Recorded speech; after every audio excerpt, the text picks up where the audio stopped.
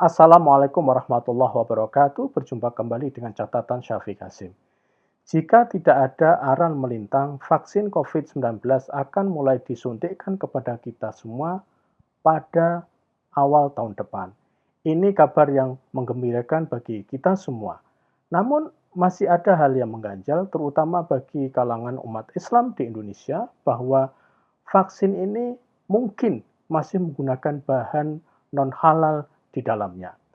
Keadaan ini yang mungkin membuat penyuntikan vaksin akan mengalami hambatan karena sebagian masyarakat muslim mungkin tidak mau dimasukin barang non-halal ke dalam tubuh mereka.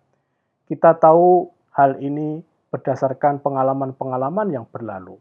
Vaksin rubella, polio, dan sebagainya ditolak oleh sebagian masyarakat kita karena alasan kandungannya yang masih haram.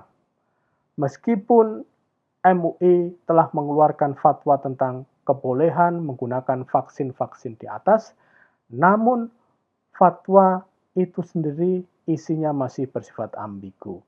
Di mana letak ambiguitasnya? Vaksin dalam keadaan preventif biasa tetap haram digunakan.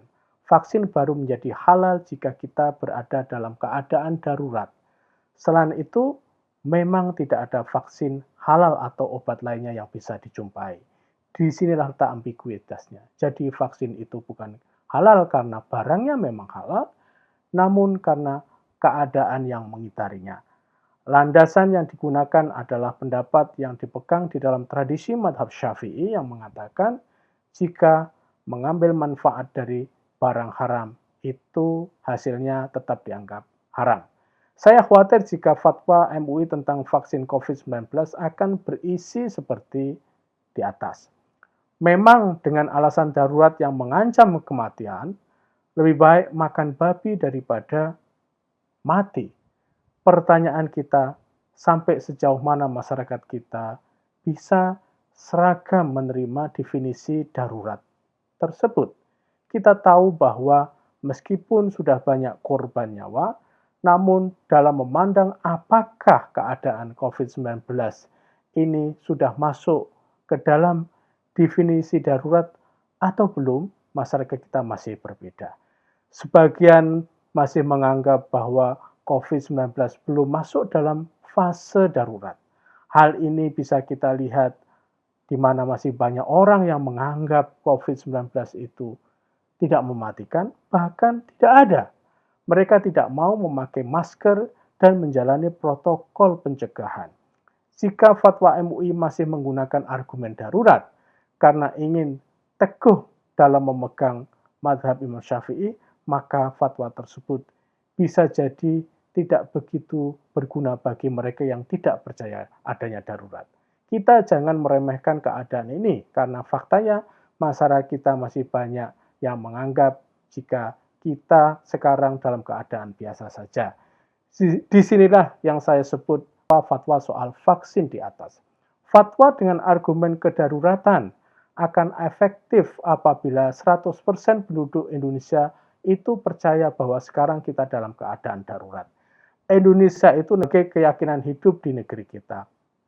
Katakanlah non-muslim tidak ada dampak apa-apa jika vaksin COVID-19 itu diharamkan karena mereka tidak terkena taklif atau beban hukum.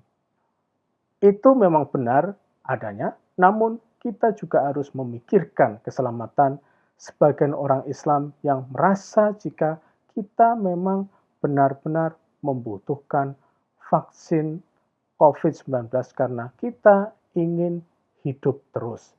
Saya mengusulkan jika pemutusan masalah halal dan haramnya vaksin COVID-19 bergeser ke madhab lain. Tapi kita bisa menggunakan madhab Imam Hanafi. Begini, jika vaksin COVID-19 itu dalam penelitian paling akhirnya atau finalnya ternyata sudah tidak ada unsur non-halalnya di dalamnya, maka dinyatakanlah vaksin tersebut halal sepenuhnya. Proses ini sangat memungkinkan karena berdasarkan banyak informasi bahwa meskipun vaksin-vaksin di atas pada mulanya masih menggunakan barang non-halal di dalamnya, namun pada hasil akhirnya sudah tidak ada bekas non-halalnya. Semua bersih. Jika kita sepakat akan hal ini, maka kita akan bulat untuk menerima vaksin COVID-19 nanti. Mengapa kita butuh bulat?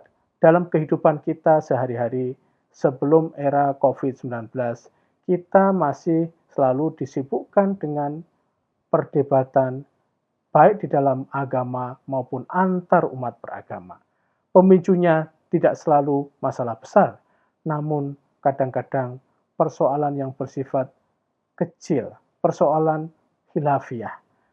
Khilafiyah itu ditolerir, namun ada kelompok yang hidupnya mau mutlak-mutlakan sehingga tidak bisa menerima perbedaan pendapat baik di dalam agama sendiri maupun dengan agama yang lain. Dalam soal vaksin yang haram ini sebenarnya masih berada di ruang khilafiyah antar mazhab. Namun otoritas keagamaan seperti MUI maunya ingin mutlak-mutlakan dalam bermadhab.